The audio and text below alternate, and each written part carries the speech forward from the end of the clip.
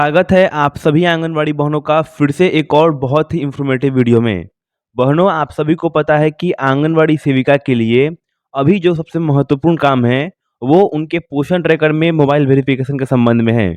और बहुत सारी आंगनवाड़ी बहनें इसको जानती हैं कि जब भी वो ओटीपी पूछती हैं तो जो लाभुक होते हैं, जो जो व्यक्ति होते हैं जिनके पास फ़ोन होता है, वो ओटीपी बताने में काफ़ी हिचकिचाते हैं।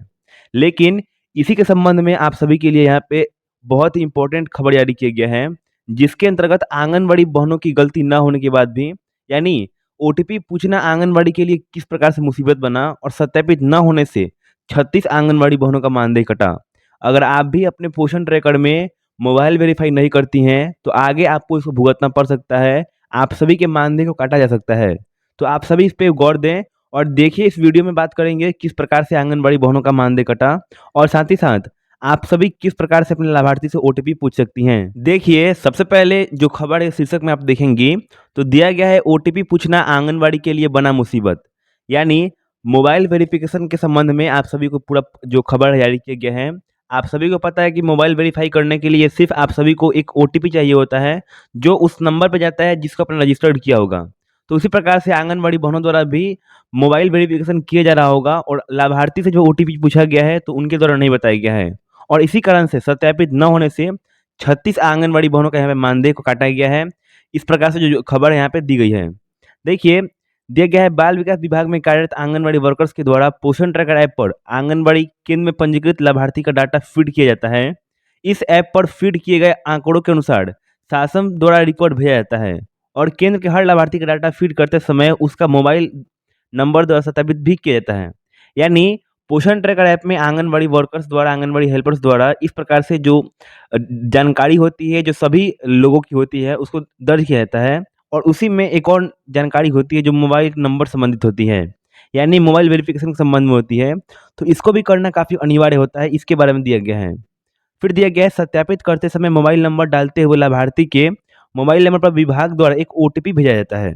यानी अगर आप सभी सेविका को पता हो, आपने कभी पहले भी अगर किया हो मोबाइल वेरिफिकेशन, तो आप जब भी मोबाइल वेरीफाई करती हैं तो आपको 4 डिजिट का यहाँ पे कोड जाता है, जो ओटीपी होता है, वन टाइम पासवर्ड होता है, जिसको अगर आंगनबाड़ी बहनें अपने पोषण ट्रैकर में भरती हैं तो उन लाभार्थी का मोबाइल वेरीफाई हो जाता है। वह यहाँ पे दिया गया है। लेकिन लाभार्थी साइबर अपराध के डर से ओटीपी नहीं बताते हैं, जिसके कारण पोषण ट्रैकर पर लाभार्थी का सत्यापित नहीं हो पा रहा है।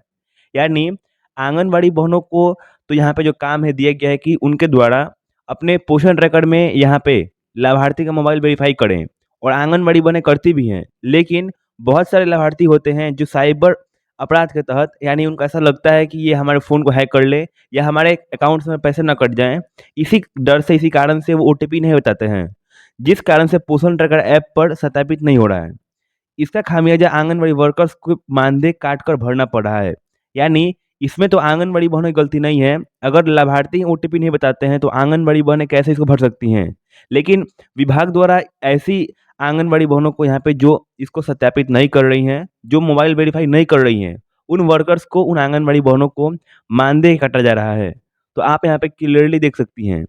फिर दिया गया है आप सभी के लिए कि डीपीओ ने बुधवार को बाल विकास परियोजना फरहर में ब्लॉक सभा पर विभाग समीक्षा बैठक की, जिसमें पोषण ट्रैकर ऐप पर बच्चों के वजन और लंबाई के साथ साथ लाभार्थी के मोबाइल नंबर का सत्यापन रिकॉर्ड देखा, जिसमें बहुत सी आंगनबाड़ी वर्कर्स का लाभार्थी सत्यापित हुआ ही नहीं था।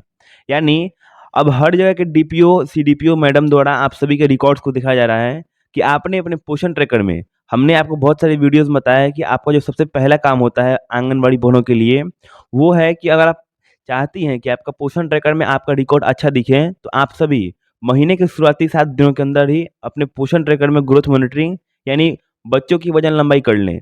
और यहाँ पे जो डीपीओ हैं, इनके द्वारा लाभार्थी के जो बच्चे हैं उनके वजन लंबाई को दिखाई गया, साथ ही साथ जो नंबर का सत्यापन है इसको भी यहाँ पे आंगनबाड़ी वर्कर्स के लिए देखा गया है।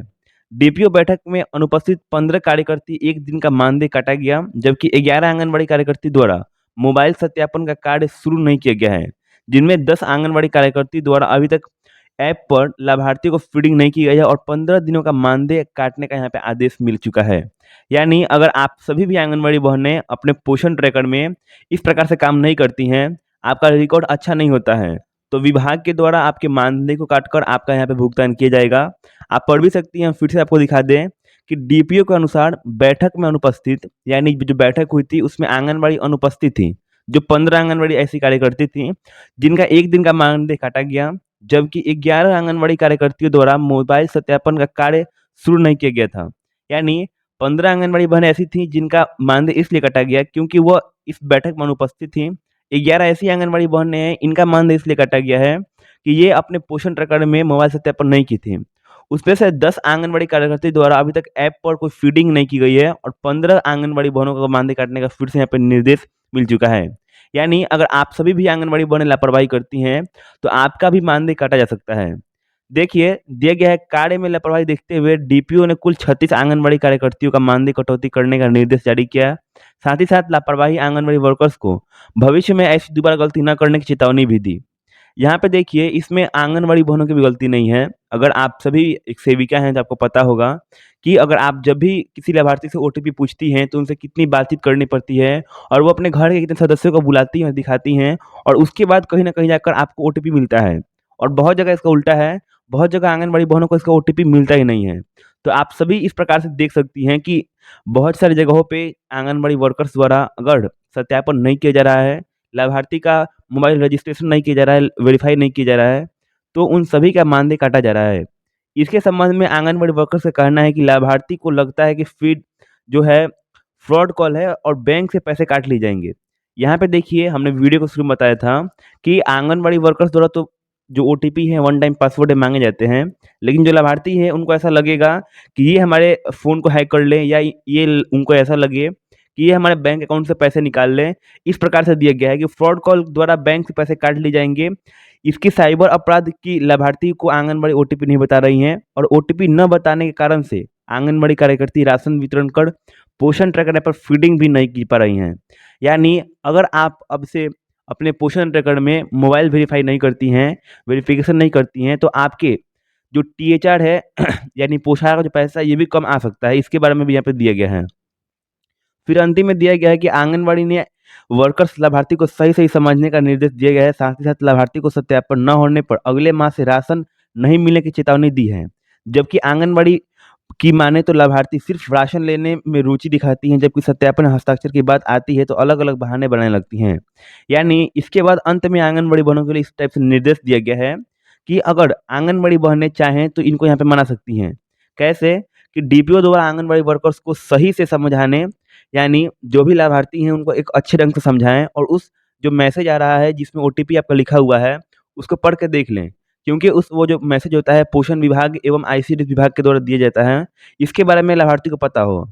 और इसके साथ उनको एक महत्वपूर्ण चेतावनी दें, यानी जो लाभार्थी हैं उनको इस प्रकार से बोलें कि अगर आप ओटीपी नहीं देती हैं तो आपका जो राशन है अगले माह से आपके केंद्र पे नहीं दिया जाएगा, यानी आपको राशन से वंचित कर दिया जाएगा।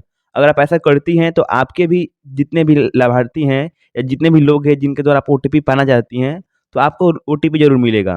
और साथ ही साथ यहाँ पे अंत में एक और अच्छी बात दी गई है कि आंगनबाड़ी बहनों की माने तो जो लाभार्थी हैं सिर्फ़ राशन लेने के विरुद्ध रुचि दिखाते हैं, यानी सिर्फ़ राशन के संबंध में आंगनबाड़ी केंद्र में आते हैं। लेकिन अगर उनको बोल दिया जाए कि सत्यापन या हस्ताक्षर की बात आती है, तो अलग-अलग बहाने बनाने लगते हैं। यानी आंगनबाड़ी बहनों के काम के अनुरूप उस जो लाभार्थी हैं काम नहीं करते हैं, उनसे बोल दिया जाए कि ओटीपी आपको देना है, ओटीपी नहीं देंगे, उनको बोल दिया हस्ताक्षर करना है, तो कई बहाने बनाने लगते हैं। लेकिन जब राशन की बात आती है तो सबसे पहले पहुँच जाते हैं।